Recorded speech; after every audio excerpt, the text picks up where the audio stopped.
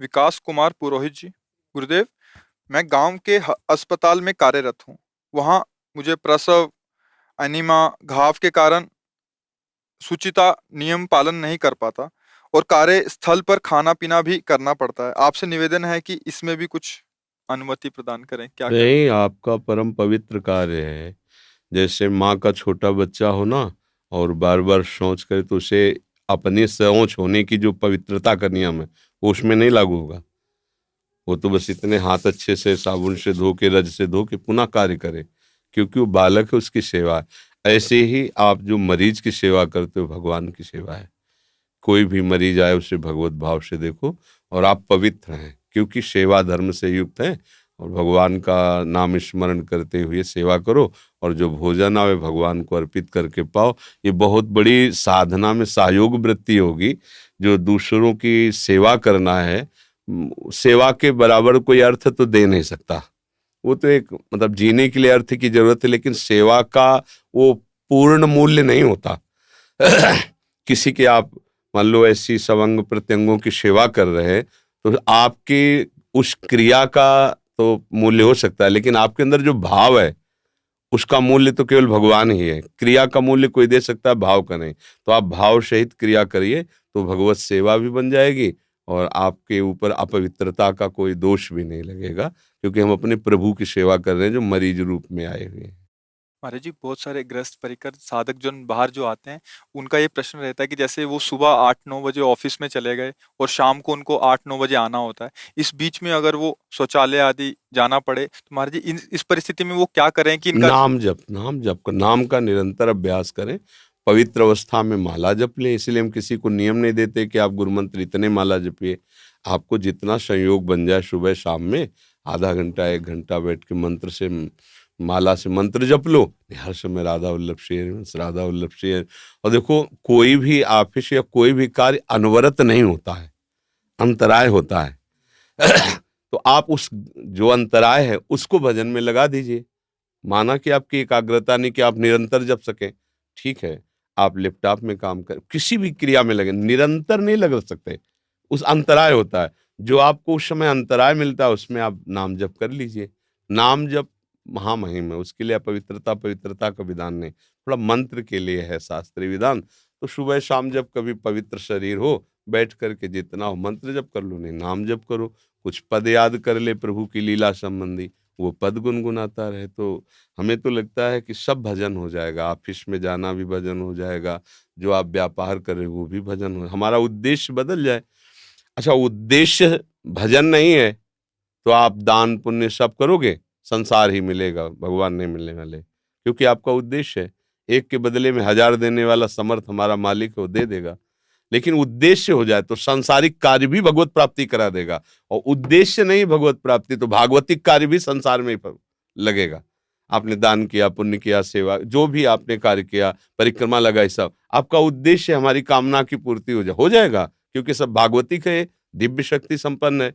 और संसारिक कार्य कर रहे हो लेकिन उद्देश्य आपका है प्रभु की, वही आपकी भगवत प्राप्ति का हेतु हो जाए। तो जो सेवा कार्य मिला है वो भगवत प्रसन्नता का उद्देश्य रख करके हम करें, तो सांसारिक कार्य भी वो भगवत प्राप्ति के हेतु हो जाएगा। और उद्देश्य हमारा संसार है तो भागवतिक कार्य भी संसार की ही प्राप्ति का हेतु बनेगा, भगवान की प्राप्ति का नहीं बने। आते तो हैं लोग, प्रभु के दर्शन करते हैं, धाम की परिक्रमा करते हैं, उद्देश्य क्या होता है उनका? प्रभु प्रसन्न हो, उद्देश्य थोड़ी होता है भगवान हम पर कृपा करें, हमारे अमुक अमुक काम बन जाए, तो उद्देश्य तो उनका संसार हुआ ना।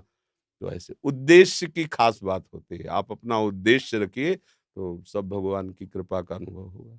अंतिम बाला पारिक, सीकर, राजस्थान से। गुरुदेव भगवान, आपके चरणों में कोटि कोटि प्रणाम। गुरुदेव भगवान, शौच के समय पहने गए सभी कपड़ों को धोना कठिनतर है, विशेषकर ऊनी या पॉलिस्टर आदि, और ठंड में कपड़े पहनना भी जरूरी होता है। गुरुदेव भगवान, इसमें कुछ संशोधन या छूट प्रदान कीजिए। हाँ, ऊन के वस्त्र तो जैसे आप शौच जा रहे हो तो यहाँ तक समेट लीजिए। और आजकल बाथरूम में मतलब लेटरिन में बंद उसमें शौच जाया जाता है, तो उसमें ऐसा तो कुछ है नहीं कि दूसरा कोई प्रवेश करे। तो जैसे ठंडी का समय है, एक स्वेटर ऐसे पर सूती वस्त्र फिर नहीं धारण करें और उसको समेट ले। और फिर कमर से और इतना ऐसे हाथ पवित्र करके फिर अपना बाहर जो कपड़े पहने जाते हैं वही टांग ले, वो पहन ले। जितना आप पवित्र रहेंगे उतने ही आपके विचार पवित्र रहेंगे, उतने ही भाव पवित्र रहेगा। पवित्रता तो अनिवार्य है ही। तो जैसे शॉल है, एक शॉल ओढ़ ले, ऐसा बाद में एक जैसे अपने लोग तो एक गरम शॉल इसी के लिए रखते हैं कि अपना वस्त्र हटा दिए जो धोने में नहीं रोज आते हैं, और ऊपर से शॉल कर लिया, फिर शौच आदि करके पवित्र होके शॉल उतार के ऊपर ऐसे रख दिया, फिर स्नान आदि करके अपनी दिनचर्या कर ली। अब जैसे कई बार जाना पड़े तो शॉल है, फिर पुनः शॉल ओढ़ लिया, ऐसा कर लिया। और गंगा यमुना में तो गोता लगाना नहीं है, वो तो कीचड़ का पानी होता है, तो उसमें ऐसी ठंडी की भी बात नहीं कि बहुत ठंड लगती है, क्योंकि बंद वो एक कमरा जैसा होता है लेटरिन रूम, और गीजर आदि रहता है, तो कम वस्त्र से काम चल जाएगा। ऊन का अगर वस्त्र है ना धोए तो फिर अलग ही रखे, और जैसे इसको समेट लिया यहाँ तक ऐसे, और फिर पवित्र होके तो उनका पवित्र माना जाता है, ऐसा कर ले। महाराज श्री, बिस्तर पर बैठकर शरणागत मंत्र जप कर सकते हैं क्या? अशुद्ध दिनों में शरणागत मंत्र का जाप उसी आसन पर बैठकर किया जा सकता है क्या? जैसे मासिक धर्म में माताएं बहनें तो माला से ना करें, मन से तो किया जा सकता है। और जिस बिस्तर पर गृहस्थ धर्म के आचरण होते हैं उस बिस्तर पर फिर बैठकर भजन करना, नाम जप तो कर सकते हैं, लेकिन मंत्र आदि हमें लगता है कि फिर ना करें। और अलग आसन रखें, भजन का आसन अलग रखें। नाम जप कर सकते हैं, पद गुनगुना सकते हैं, भगवत चिंतन कर सकते हैं, पर मंत्र आदि जो पवित्र अवस्था, अब जिस आसन पर गृहस्थ धर्म का आचरण किया गया है और उसी पर तो मन ही नहीं लगेगा, उसमें संस्कार हैं भोगों के, तो भोगों का चिंतन होगा। इसलिए पवित्र आसन पे बैठ के करें तो और अच्छा रहेगा। नाम जप आदि तो उठते ही किया जा सकता है। महर्षि, आपने रज की महिमा गाई है, उसमें जब हम यहाँ से वृंदावन से घर में रज लेके जाते हैं तो क्या उस रज को बाथरूम में रख सकते हैं महर्षि? नहीं नहीं, उस रज का प्रयोग बाथरूम में नहीं। नहीं नहीं, बाथरूम के लिए लोग जो अपने साधारण रज है लोग की, उसका नहीं, वो तो हमें माथे पे चढ़ानी। ये तो हम वृंदावन वासी जाएंगे कहाँ उसी रज का प्रयोग करेंगे, बाहर से थोड़ी लाएंगे।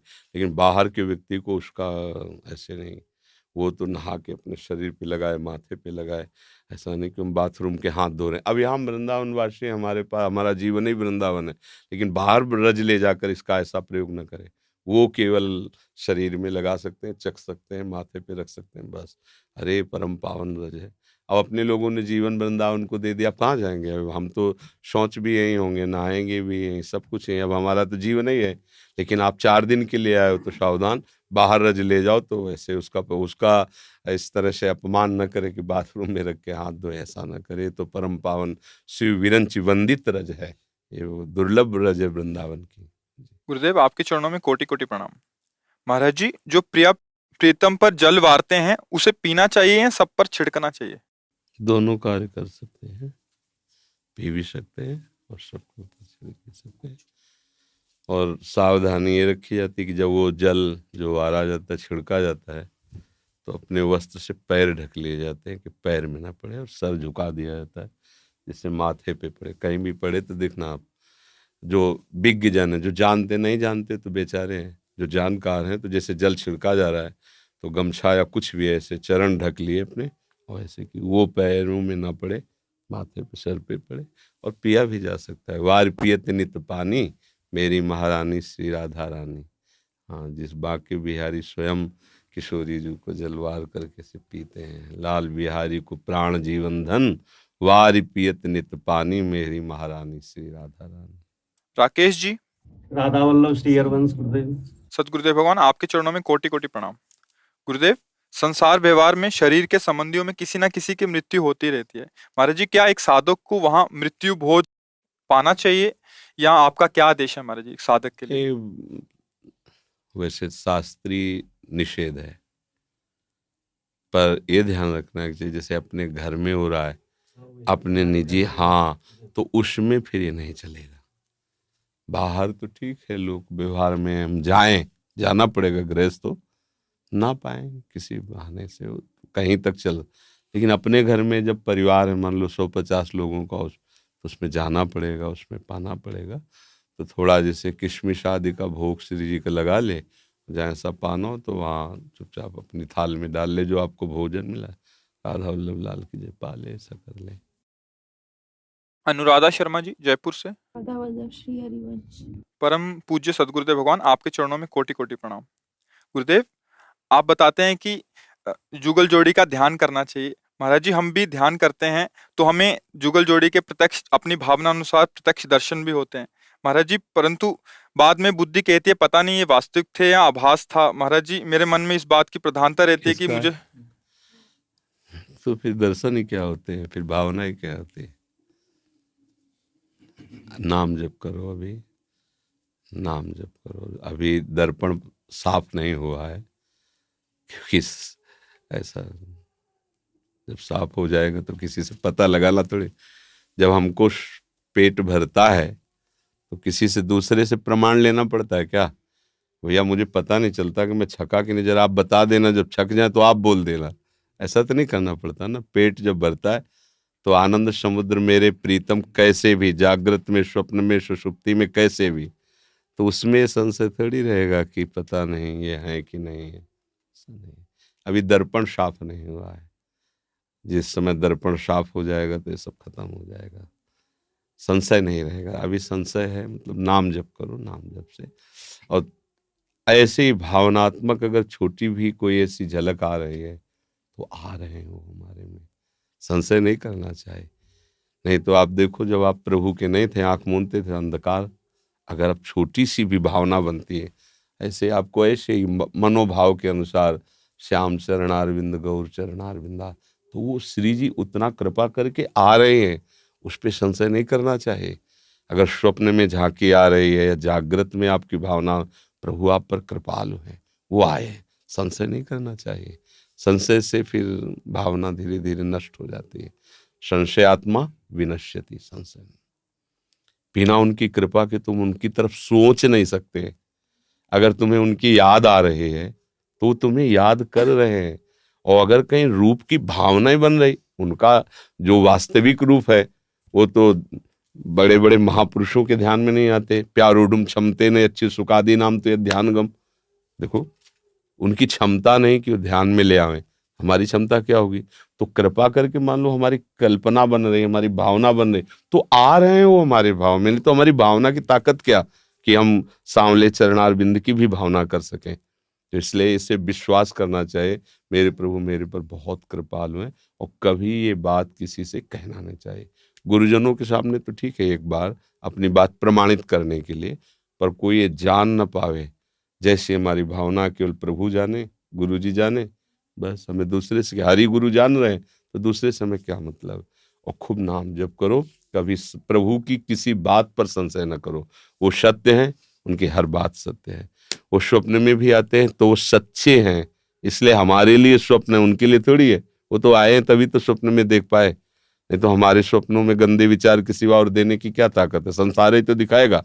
लेकिन अगर प्रभु आए हैं, भक्त आए तो आए हैं, चाहे वो हमारे लिए जागृत स्वप्न सुषुप्ति है, प्रभु के लिए थोड़ी है। वो चाहे जागृत में आओ, चाहे स्वप्न में आओ, चाहे सुषुप्ति में आओ, वो तो आए ना, तभी तो हमारे अनुभव में आए। उसको सत्य मानो, तो मानते मानते वास्तविक आपको भगवत साक्षात्कार हो जाएगा। हम भगवान की कृपा की अवहेलना करते रहते हैं। वो हमें कितनी कृपा की है, हम किसी लायक नहीं, हमको संतों से जोड़ा, नाम दिया, उपासना दी, धाम, ये सब कृपा ही तो है। हम भला इस कृपा को कहाँ देख पाते हैं? हमें तो दब जाना चाहिए कृपा के बोझ, जैसे कि हमारे प्रभु की हमारे ऊपर अपार कृपा है। और चाहे जितना दुख आवे, ये संशय नहीं करना चाहिए कि अब नाराज हो गए क्या प्रभु। नहीं, ये भी कृपा है, इसमें भी हमारा मंगल छुपा हुआ है। कोई न कोई भगवान का ऐसा मंगल विधान है जिससे दुख हमको भगवान की तरफ बढ़ाएगा, ये अपमान हमको भगवान की तरफ। हम किसी भी स्थिति में संशय न करें, विपरीत भावना न करें, नहीं तो शरणागति में ये कलंक है। ये हो सकता है ये बढ़ जाए तो नास्तिकता आ जाए, ये भी है।